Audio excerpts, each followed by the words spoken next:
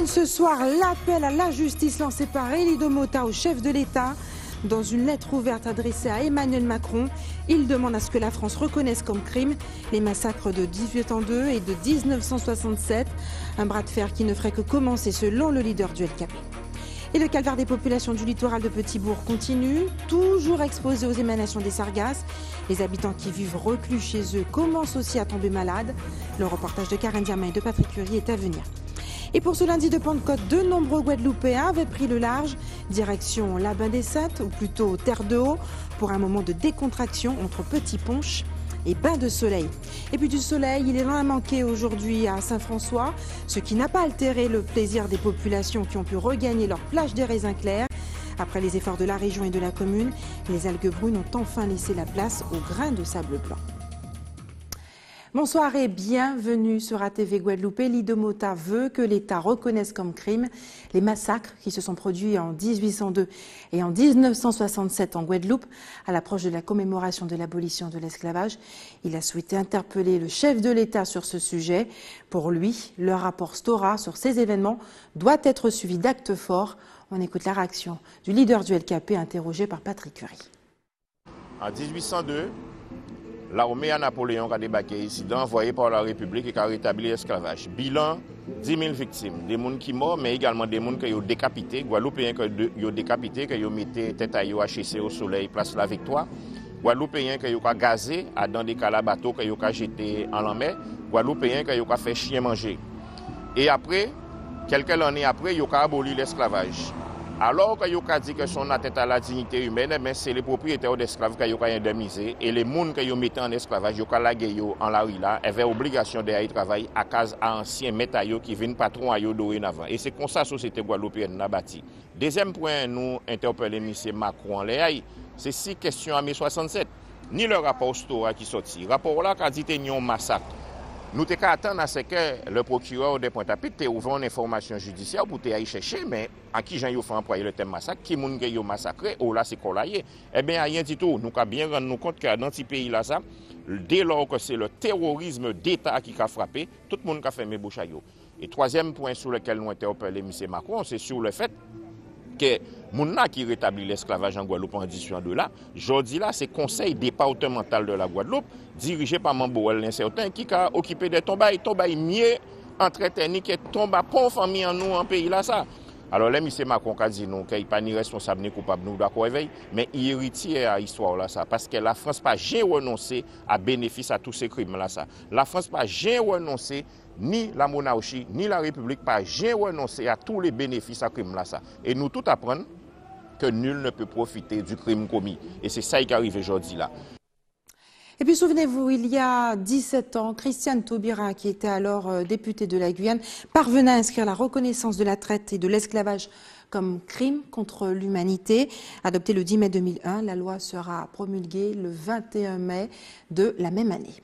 Et puis tous ces thèmes et l'incapacité des élus à trouver des solutions rapides et efficaces sur les dossiers brûlants tels que l'eau ou encore les sargasses profiteraient au mouvement nationaliste. Le Parti communiste guadeloupéen, qui fête cette année ses 60 ans, a-t-il une carte à jouer? Le secrétaire général du parti est avec nous pour en parler ce soir. Félix Flemin, bonsoir. Bonsoir. Merci d'avoir accepté notre invitation ce soir. Tout d'abord, votre réaction par rapport au combat que mène Elie Domota, cette reconnaissance de crimes par l'État français, de crimes, de ce qui s'est des massacres de 1802 et de 1967. C'est un combat valable? Je le partage. Je le partage d'autant que l'an dernier, je me suis moi-même adressé par lettre ouverte au président de la République dans les mêmes termes. Sans suite?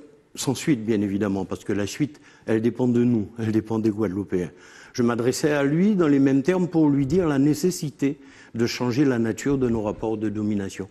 Les rapports de domination que nous entretenons et que la France nous impose depuis 3 siècles maintenant passés. Il s'agit aujourd'hui d'établir des rapports de souveraineté partagée pour que nous puissions aborder les problèmes de la Guadeloupe à l'ère de 2018, d'apporter des réponses concrètes, immédiates et urgentes aux problèmes de la Guadeloupe. Félix Flemin, beaucoup de gens s'interrogent sur, je ne dirais pas la pertinence de cette action, mais concrètement, qu'est-ce que ça peut rapporter d'avoir cette reconnaissance de crime? Qu'est-ce que ça peut changer? Il faut d'abord comprendre ce que c'est que l'esclavage. Ça a d'abord été un mode de production. C'est un mode de production qui a permis à la puissance coloniale de s'enrichir. C'est ce mode de production qui a fait la richesse, la puissance de la France. Et concomitamment, notre faiblesse, notre non-développement. Donc s'il y a crime, s'il y a non-développement, il faut réparer ce crime. Et ce crime, cette réparation, ne s'entend pas comme une distribution de subsides aux Guadeloupéens que nous sommes, mais comme bien évidemment une dotation globale d'accompagnement à nos projets de développement. La reconnaissance de crime permettrait justement, dans ce cas, de désigner des victimes et d'avoir des réparations. La réparation pour le développement de la Guadeloupe. La réparation s'entend d'instaurer un autre mode de relation, des relations d'une souveraineté partagée et des relations de financement de notre vision de développement, des relations qui nous permettent de valoriser les richesses dont nous disposons. Et si nous voulons être très précis, très actuels, comprendre que, par exemple, je viens d'entendre le sous-préfet Jumels, à l'instant sous vos ondes, j'ai entendu ce matin le ministre de l'écologie parler de la biodiversité française. J'ai entendu le sous-préfet Jumels dire que, eh bien, oui, la Guadeloupe est riche de potentialités et les sargasses, c'est pour nous. Mais la zone exclusive maritime, c'est pour eux. Non, ça ne peut pas marcher comme ça. Alors votre parti, qui s'est un peu étiolé, il faut le dire, depuis les années 80, entend-il tirer profit de ce climat particulier où on a l'impression d'un vide, que les élus sont dépassés par les problématiques qui concernent la Guadeloupe pour justement redevenir une force politique, compter dans ce paysage, dans ce paysage politique guadeloupéen? Vous savez, nous comptons, même si nous n'avons pas d'élus, et on le voit bien, si nous avions plus d'élus, sans doute que la Guadeloupe ne serait pas dans cette situation-là. Mais nous comptons, et notre démarche aujourd'hui, elle consiste à ne pas quémander, à ne pas pleurnicher, à ne pas pleurer, mais à exiger que toutes les problématiques auxquelles sont confrontés le pays, mais tous les problèmes qui quotidiennement, la santé, on vient de le voir. Parce qu'il faut aller vite et qu'on a peu de temps. Excusez-moi de vous interrompre comme ça. L'ancien maire de Bouillante, Jean-Claude Malouat, lance un appel à la mobilisation le 27 mai. Vous l'avez peut-être entendu parler de ça. Il appelle tous les acteurs du pays à se rassembler pour exiger de l'État la recherche de solutions durables à tous les problèmes du pays, donc l'eau, les sargasses, chlordécone. Irez-vous le rejoindre? Écoutez, on ne va pas rejoindre Jean-Claude Malouat, on va se joindre et je lance à mon tour cet appel aux Guadeloupéens que nous nous mettions ensemble, mais pour élaborer des réponses et exiger de l'État qu'elle s'asseye avec les Guadeloupéens, que nous construisions de nouveaux rapports. Il ne faut pas additionner les problèmes. Il y a une seule question qu'il nous faut définitivement régler aujourd'hui, c'est celle de relations nouvelles avec la France, celle d'un pouvoir politique pour disposer des moyens avec les Guadeloupéens, avec le rapport de force, pour exiger de l'État l'établissement de ces nouveaux rapports et que nous puissions ici avoir le pouvoir politique qui nous permette de répondre aux urgences de notre pays, aux souffrances de notre jeunesse et tracer le chemin de perspectives nouvelles. Ça passe, madame, aujourd'hui, à la fin des querelles, à la fin des gesticulations, des cancans des uns et des autres et de ceux qui cherchent à tirer la couverture à eux. Mettons-nous ensemble sur un contenu, un projet pour la Guadeloupe et mobilisons les Guadeloupéens et parlons d'égal à égal avec l'État français et disons-lui, voilà ce que nous voulons, voilà comment nous entendons avec lui gérer le pays Guadeloupe. Il faut une souveraineté politique en Guadeloupe partagée aujourd'hui avec l'État français pour affronter les problèmes auxquels le pays est confronté. Vous parlez de cancans, de personnes, d'élus qui essaient de tirer la couverture. On a le sentiment que beaucoup profitent, essaient de profiter en tout cas de ce climat, de ce vide. Victoria Lurel qui rassemble les troupes du Parti Socialiste, Jocelyn Sapoti qui fait entendre de plus en plus sa voix et qui a une position un peu nationaliste. Que fait le Parti communiste guadeloupéen? Précisément, ceux-là même qui hier, et c'est ça qui n'est pas supportable. Aujourd'hui, on entend des gens qui, lorsqu'ils avaient leurs amis, il y a qu'encore quelques mois, un an au pouvoir, ne posaient pas ces problèmes-là. Il faut arrêter de jouer avec les Guadeloupéens. Est-ce que le Parti communiste guadeloupéen, justement, entend trouver sa place dans tout ce débat? Notre place, elle n'a jamais varié. Et le crédit nous est fait depuis 60 ans d'avoir posé la question de l'autonomie de la Guadeloupe. Ça veut dire d'une souveraineté que nous entendons partager aujourd'hui avec l'État français pour disposer des outils nécessaires pour affronter les problèmes. Et faute d'en avoir pu disposer, on voit le résultat aujourd'hui. Alors, plus que jamais, les idées que nous avons défendues sont d'actualité. On ne le fait pas pour nous, pas pour la gloire du Parti communiste, mais dans l'intérêt supérieur de la Guadeloupe. Et dans cette Guadeloupe-là, de ceux qui souffrent le plus de ce mode de relation, de ce système qu'il faut mettre à plat pour construire autre chose. C'est ça. Nous avons toujours, jamais varié de cette position-là. Et aujourd'hui, mal appris à ceux qui ne nous ont pas écoutés et bien appris à ceux qui aujourd'hui voient que la perspective, c'est bien celle de l'autonomie de la Guadeloupe. Félix Fema, merci d'avoir accepté de répondre à nos questions ce soir. Vous savez, à Petit-Bourg, les habitants qui habitent sur le littoral sont gênés par les odeurs et les émanations des sargasses, mais ils commencent maintenant à présenter aussi les premiers signes d'alerte liés à l'exposition au sulfure d'hydrogène. On regarde le reportage de Karen Diama et de Patrick Curie. Envahis par les algues sargasses, les habitants de Petit-Bourg ne savent plus à quel saint se vouer. On est obligé de fermer les portes de derrière, de l'extérieur, parce que sinon toute l'odeur elle rentre, et même si on ferme les portes, ça passe par travers les fenêtres, en dessous et tout, c'est vraiment invivable. On est obligé de mettre des tapis mouniers, des trucs mouniers, parce que bon, l'odeur, dès qu'on arrive au niveau de Basse-la-Lézarde, au niveau de la Lézarde, ben, on commence à sentir l'odeur qui vient vraiment très fort. Et on arrive au niveau de la Calebasse et une boutique qu'on appelle à côté de Monsieur Bottom. Ben, toute l'allée, c'est vraiment invivable et ben, on ne sait pas quoi faire. Même constat pour cette femme asthmatique, victime elle aussi des émanations toxiques quotidiennes. Moi qui suis là, je ne peux pas ouvrir mes fenêtres de l'extérieur. Du côté de la mer, je n'ouvre plus. Hein? Et puis là, je suis en train de nettoyer un tout petit peu et puis je suis asthmatique. Eh bien, ça y est, j'arrête. Hein, là. Je ne peux plus continuer, je ne peux plus faire beaucoup. Hein. Des populations souvent fragiles, livrées à elles-mêmes. Malement par rapport à un homme de mon âge et je le supporte très mal. Ça m'a déjà donné des démangeaisons totales sur le corps. J'ai été voir mon médecin, il m'a dit que ça devient de ça. Personne n'est encore venu. Il n'y a que vous qui venez me parler aujourd'hui.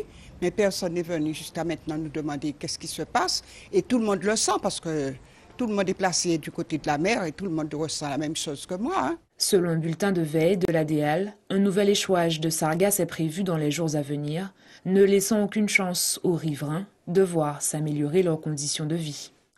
Et puis demain, un grand mouvement de grève est annoncé par les syndicats de fonctionnaires sur l'ensemble du territoire national afin de résister aux mesures prises par le gouvernement pour faire des économies.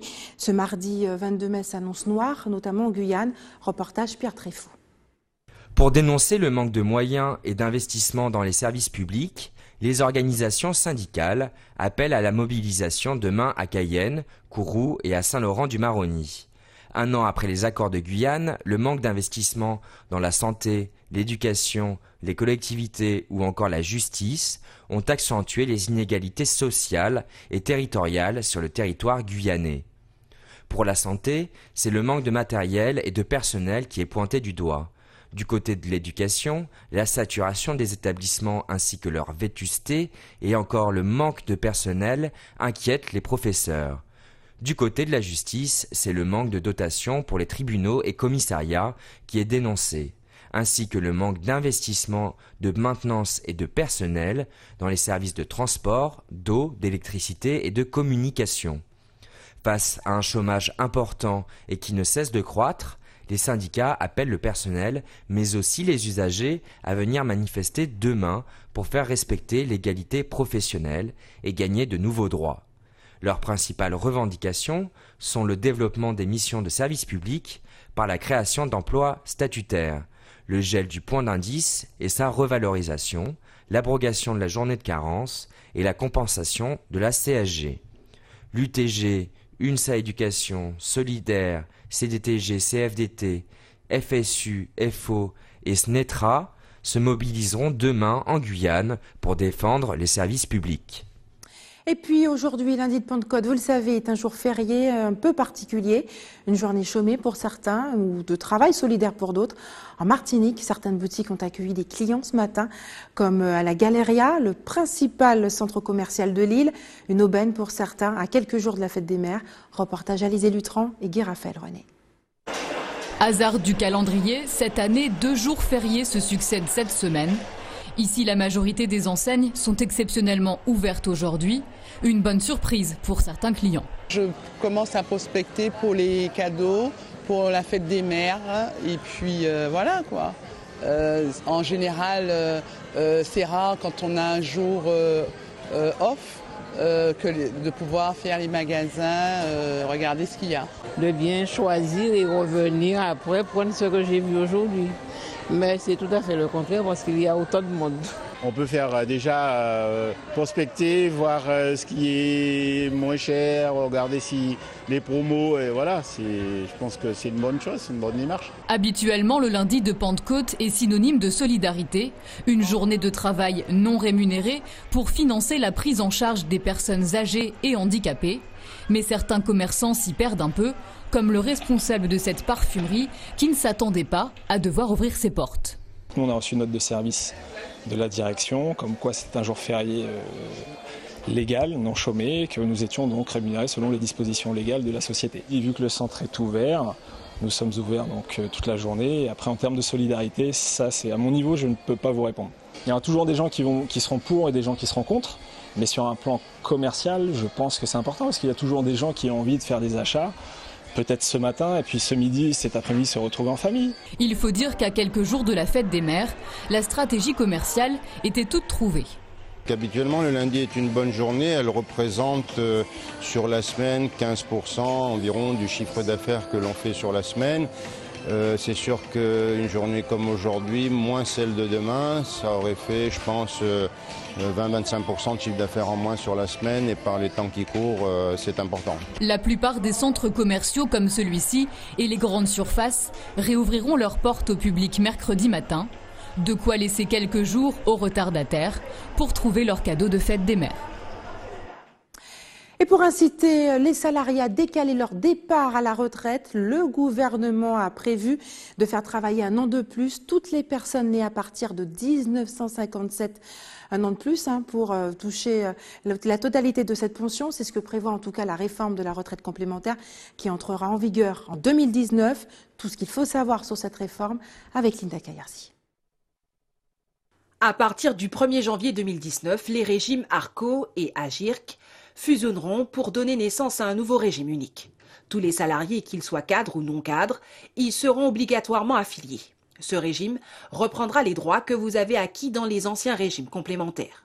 Chaque année, vos cotisations de retraite sont converties en points de retraite, des points ARCO pour tous les salariés, auxquels s'ajoutent des points AGIRC pour les cadres. Ces points sont pour l'instant inscrits dans des comptes séparés. À compter du 1er janvier, ils seront regroupés dans un compte unique qui ne comportera plus que des points AGIRC ARCO, qui auront tous la même valeur. La valeur retenue est celle du point ARCO. Pour les non-cadres, le nombre de points inscrits sur le compte reste le même. Un point ARCO devient un point AGIRC ARCO. Pour les cadres, les points AGIRC sont convertis en points AGIRC ARCO en divisant la valeur actuelle du point AGIRC par la valeur actuelle du point ARCO. Cette formule de calcul permet de garantir les droits des assurés. Et restez sur ATV Guadeloupe dans quelques minutes. Bon soleil avec les chanceux qui ont choisi Terre 2 aujourd'hui pour passer leur lundi de Pentecôte. Et puis une tradition qui se perd au Saintes et l'association des marins pêcheurs tente de raviver avec la fête des pêcheurs. Nous le verrons tout à l'heure. Mais avant, eux ont retrouvé le sourire, même si le soleil n'était pas au rendez-vous aujourd'hui.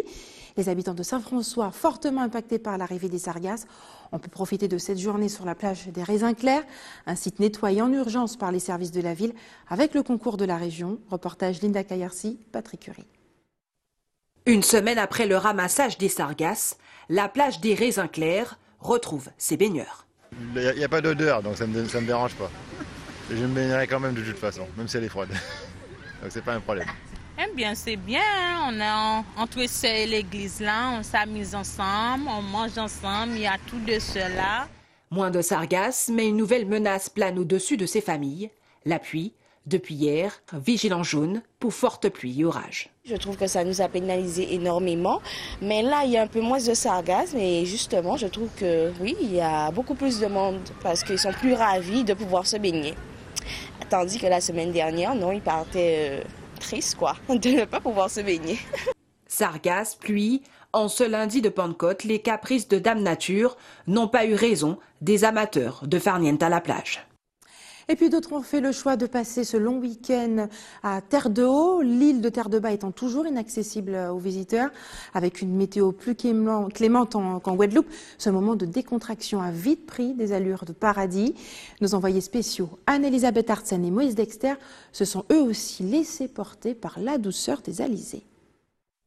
Célébrée traditionnellement le 7e dimanche après Pâques, la Pentecôte offre cette année un long week-end prolongé, l'occasion pour certains de profiter des avantages de notre archipel. On a la chance d'avoir juste à quelques kilomètres du continent un bijou comme celui-là.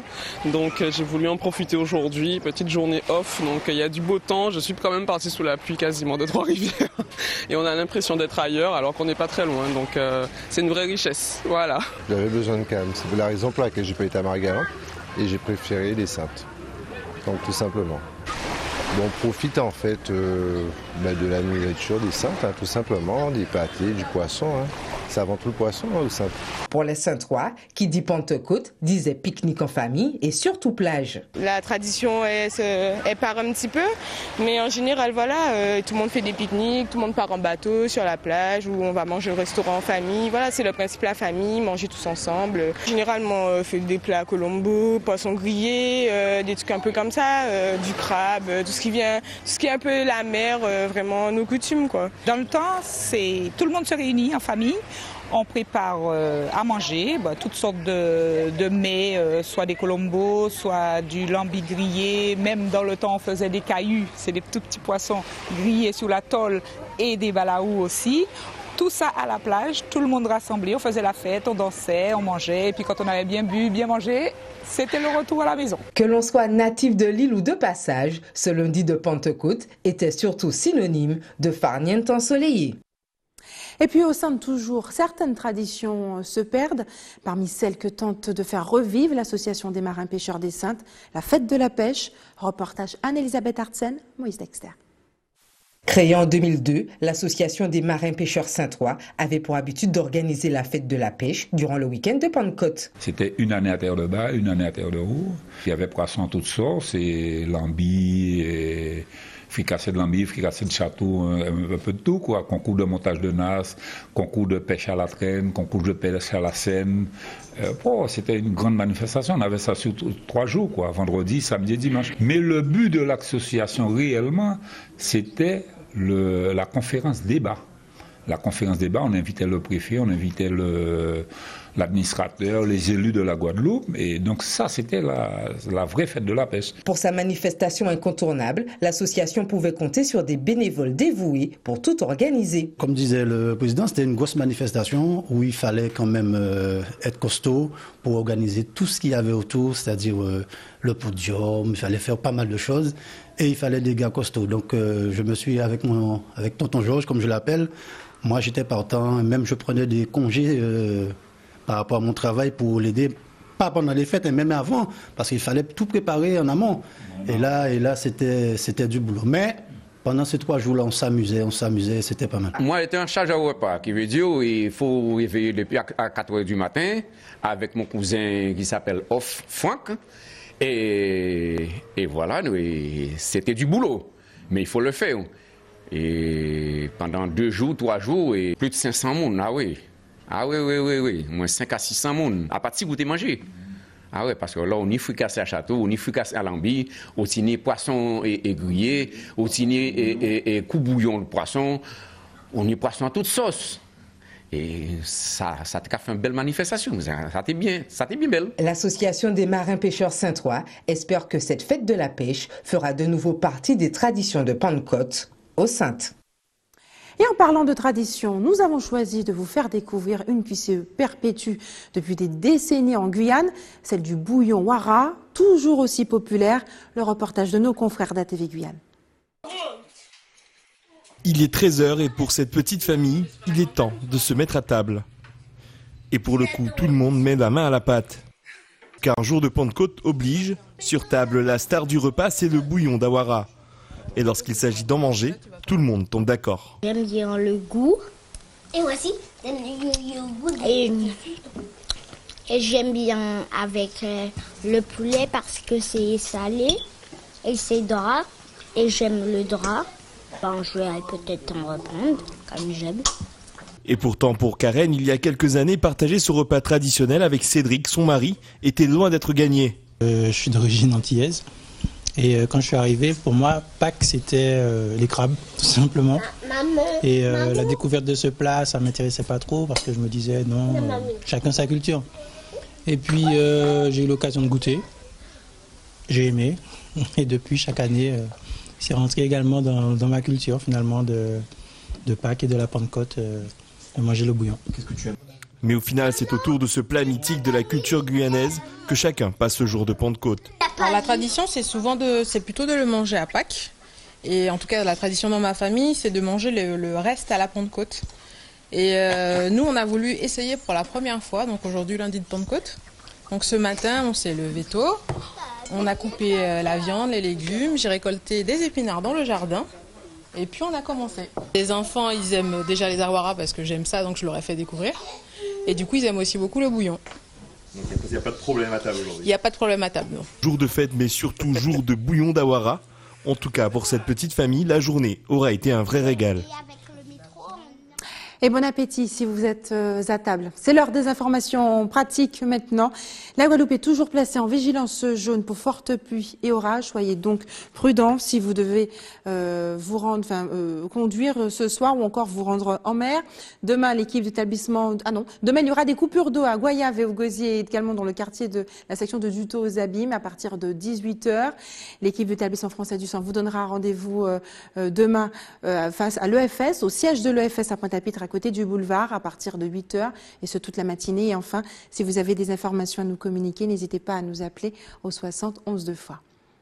Voilà, c'est la fin de notre édition locale et régionale. Avant de se quitter, je vous rappelle les principaux titres de ce lundi 21 mai. Nous l'avons vu ce soir, l'appel à la justice lancé par Élie de Mota au chef de l'État. Dans une lettre ouverte adressée directement à Emmanuel Macron, le leader du LKP demande à ce que la France reconnaisse comme crime les massacres de 1802 et de 1907 qui se sont produits en Guadeloupe, un bras de fer en cas qui ne ferait que commencer, selon le leader du LKP. Et puis le calvaire des populations du littoral de Petit-Bourg continue, toujours exposés aux émanations des sargasses. Les habitants, nous l'avons vu, qui vivent reclus chez eux, commencent aussi à tomber malades. Et puis pour ce lundi de Pentecôte, de nombreux Guadeloupéens ont pris le large direction la baie des Saintes, ou plus précisément Terre de Haut, pour un moment de décontraction entre Petit-Ponche et Bain de Soleil, qui a pris les allures de paradis. Et puis le soleil n'était pas, c'est ce qu'il a manqué aujourd'hui à Saint-François, mais ce qui n'a pas altéré le plaisir des Saint-Franciscains qui ont pu regagner leur plage des raisins clairs. Après les efforts de la région et de la commune, les algues brunes ont enfin laissé la place aux grains de sable blanc. Merci d'avoir choisi ATV Guadeloupe. Je vous souhaite une excellente soirée. On se retrouve demain à 18h45.